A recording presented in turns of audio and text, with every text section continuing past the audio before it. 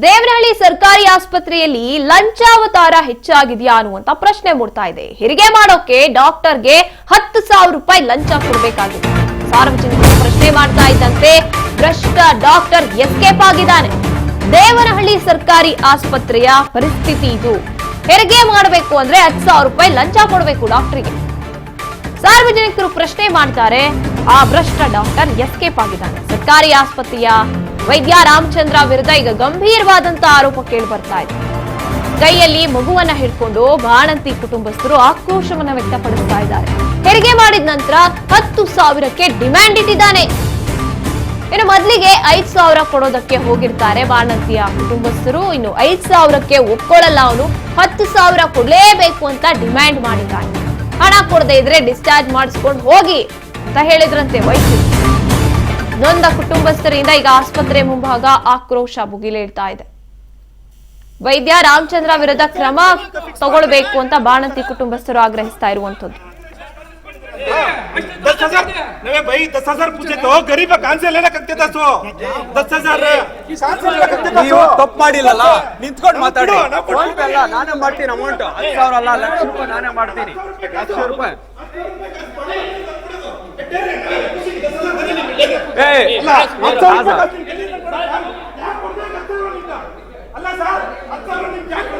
ಮೊನ್ನೆನೆ 6 ಜನ ಟ್ರಾನ್ಸ್ಫರ್ ಆಗೋರು ಇಲ್ಲಿ ದೇವನಹಳ್ಳಿಯಿಂದ. ಗೊತ್ತಾ ನಿಮ್ಗ ಮಾಡಿಸ್ತೀನಿ. ನಮ್ ಕೈಯಾಗ ಏನಾಗುತ್ತೆ ಮಾಡಿಸ್ತೀರಿ, ಡೈರೆಕ್ಟ್ ಕಳಿಸ್ತೀನಿ.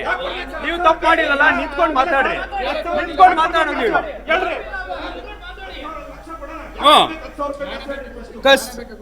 ಬಕೊಳ್ಳೋದು ಬೇಡ, ನಾ ಫೋನ್ ಪೇನೆ ಮಾಡ್ತೀರಿ. ಗೌರ್ಮೆಂಟ್ ಹಾಸ್ಪಿಟಲ್ ಬರೋದೇನ್ಕ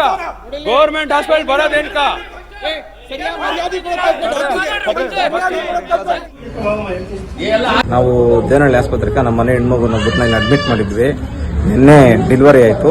ಸಿಸೇರಿಯನ್ ಮಾಡಿದ್ರು. ಇಲ್ಲಿ ಆಸ್ಪತ್ರೆಯಲ್ಲಿ ಹೆಂಗಂದ್ರೆ ರಾಮಚಂದ್ರ ಡಾಕ್ಟರ್ ಅಂತ ಡೆಲಿವರಿ ಮಾಡ್ತಾರೆ.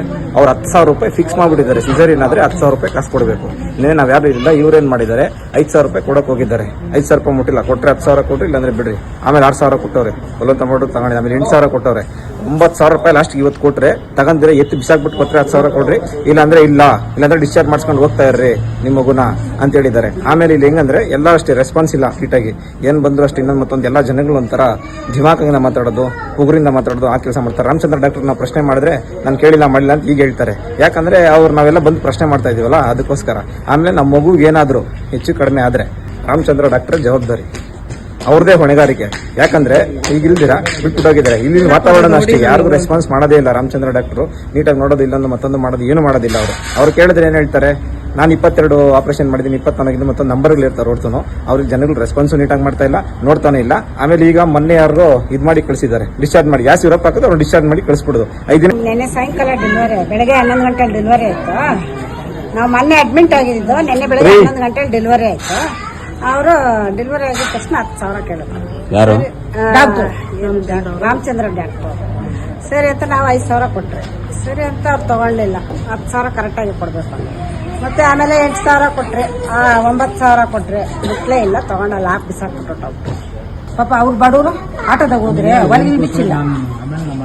ಅದಕ್ಕೆ ನಮ್ಗೆ ದುಡ್ಡು ಆಮೇಲೆ ಸಾಲಿಲ್ಲ ಅಂತ ಅಣ್ಣವ್ರಿಗೆ ಫೋನ್ ಮಾಡಿದ್ರೆ, ದುಡ್ಡು ಸ್ವಲ್ಪ ಬೇಕು, ಈ ತರ ಕೇಳ್ತಾ ಇದಾರೆ, 10,000 ಬೇಕು ಅಂತ ಅಂದ್ಬಿಟ್ಟು ನಾವು ಅಣ್ಣಗೆ ಫೋನ್ ಮಾಡಿದ್ರೆ ಆವಾಗ ಅಣ್ಣ ಬಂದ್ರು. ಕ್ಯಾಶ್ ಅಲ್ಲಿ ಕೊಟ್ಟರೆ ಫೋನ್ ಪೇ ಮಾಡಿದ್ರಮ್ಮ? ಕ್ಯಾಶ್ ಅಣ್ಣ, ಕ್ಯಾಶ್. ನೀವು ಮುಂಚೆ ಇಲ್ಲೇ ತೋರಿಸ್ತಾ ಇದ್ರಾ? ಹಾ, ತೋರಿಸ್ತಾರೆ. ಎಸ್, ವೈದ್ಯರನ್ನ ದೇವ್ರು ಅಂತಾರೆ, ವೈದ್ಯೋ ನಾರಾಯಣೋ ಹರಿ ಅಂತಾರೆ. ಆದ್ರೆ ಇಂಥ ವೈದ್ಯರುಗಳು ಇತ್ತೀಚೆಗೆ ಹೆಚ್ಚಾಗ್ತಾ ಇರುವಂತಹ ಕಾರಣಕ್ಕೆ ನಿಯತ್ತಾಗಿ ಕೆಲಸ ಮಾಡುವಂತ ವೈದ್ಯರಿಗೂ ಕೂಡ ಕೆಟ್ಟ ಹೆಸರು ಬರುವಂತಹ ಕೆಲಸಗಳನ್ನ ಇವರು ಮಾಡ್ತಾ ಇದ್ದಾರೆ. ಇನ್ನು ಬಡವರ ಹತ್ರ ಹಣ ಪೀಕೋದಕ್ಕೆ ಮುಂದಾಗ್ತಾ ಇರುವಂತದ್ದು. ಸರ್ಕಾರಿ ಆಸ್ಪತ್ರೆಗಳನ್ನ ನಂಬ್ಕೊಂಡಿರುವಂತದ್ದು ಯಾಕೆ? ಬಡವರು ಕಡಿಮೆ ಖರ್ಚಿನಲ್ಲಿ ನಮ್ಮ ಕೆಲಸಗಳಾಗತ್ತೆ ಅಂತ. ಆದ್ರೆ ಬಡವರನ್ನೇ ಈ ರೀತಿಯಾಗಿ ಬಡವರ ಹಣವನ್ನೇ ಪೀಕೋಗೆ ಮುಂದಾಗ್ತಾ ಇರುವಂತಹ ಇಂಥ ಭ್ರಷ್ಟ ವೈದ್ಯರಿಂದ ಬಡವರಿಗೂ ಕೂಡ ಸರ್ಕಾರಿ ಆಸ್ಪತ್ರೆ ಅಂದ್ರೆ ಭಯ ಪಡಬೇಕು. ಸರ್ಕಾರಿ ಆಸ್ಪತ್ರೆಯೂ ಬೇಡ, ನಾವು ಮನೆಯಲ್ಲೇ ಇದ್ಬಿಡೋಣ, ಏನಾದ್ರೂ ಸಮಸ್ಯೆ ಆದ್ರೂ ಪರವಾಗಿಲ್ಲ ಅನ್ನುವಂತ ಪರಿಸ್ಥಿತಿಗೆ ಬಂದಿದ್ದಾರೆ. ಇಂಥ ಡಾಕ್ಟರ್ಗಳು, ವೈದ್ಯರು ಇರೋವರೆಗೂ ಕೂಡ ಇಲ್ಲಿ ಸರ್ಕಾರಿ ಆಸ್ಪತ್ರೆ ಅಂದ್ರೇನೆ ಎಷ್ಟು ಮಟ್ಟಿಗೆ ವ್ಯವಸ್ಥೆ ಇದೆ, ಸರ್ಕಾರ ಎಷ್ಟು ನೋಡ್ಕೋತಾ ಇದೆ ಅನ್ನೋದು ಒಂದ್ ರೀತಿಯಾಗಿ ಪ್ರಶ್ನೆ ಆಗುತ್ತೆ. ಅದರಲ್ಲಿ ಇಂಥ ವೈದ್ಯರುಗಳು ಕೂಡ ತಲೆ ಎತ್ತುತ್ತಾ ಇರುವಂತದ್ದು ನಿಜಕ್ಕೂ ಕೂಡ ನಾಚಿಕೆಗೇಡು ಸರ್ಕಾರಿ ಆಸ್ಪತ್ರೆಗಳಿಗೆ ಅಂತ ಹೇಳ್ಬೋದು. ನಿಯತ್ತಾಗಿ ಕೆಲಸ ಮಾಡ್ಕೊಂಡಿರುವಂತ ವೈದ್ಯರನ್ನು ಕೂಡ ಈಗ ಬೇರೆ ದೃಷ್ಟಿಯಿಂದ ನೋಡುವಂತ ಪರಿಸ್ಥಿತಿ ಬರ್ತಾ ಇದೆ. ಅಲ್ಲಿ ನಿಜವಾಗ್ಲೂ ಕೂಡ ವೈದ್ಯ ಅನ್ನುವಂತ ಹೇಳ್ಕೊಳ್ಳುವಂತ ಯಾವುದೇ ರೀತಿಯಾದಂತ ಕೆಲಸ ಈತ ಮಾಡ್ತಾ ಇಲ್ಲ. ಅಲ್ಲಿ ನೋಡಿ ಕಳ್ಳನ್ ರೀತಿ ವರ್ತನೆ ಮಾಡ್ತಾ ಇದ್ದಾನೆ, ಎಸ್ಕೇಪ್ ಆಗಿ ಹೋಗಿರುವಂತದ್ದು, ಪ್ರಶ್ನೆ ಮಾಡ್ತಾ ಇರೋದಕ್ಕೆ.